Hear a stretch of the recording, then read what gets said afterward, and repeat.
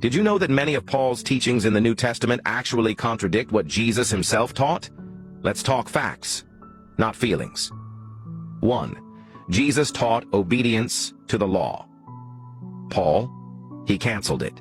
Jesus clearly said in Matthew 5:17, "Do not think that I came to abolish the law.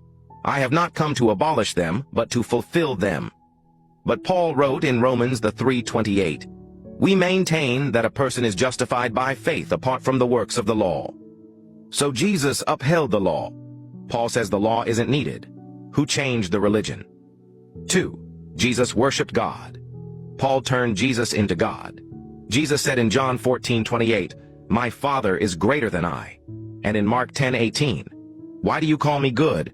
No one is good except God alone."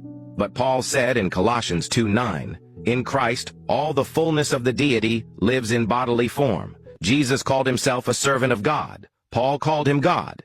So who do you follow, the prophet or the preacher? 3. Jesus taught action. Paul taught just belief. In Matthew 19:17, Jesus said, "If you want to enter life, keep the commandments." But Paul wrote in Romans 10:9, "If you declare with your mouth, 'Jesus is Lord,' you will be saved." Jesus says, "Obey."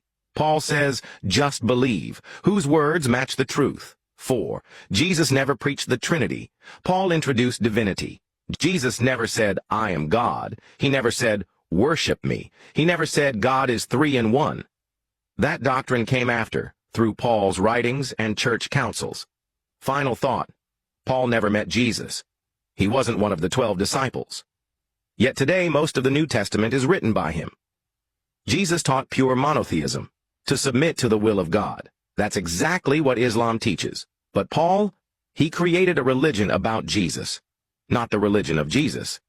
So ask yourself honestly, do you follow Jesus, or do you follow Paul?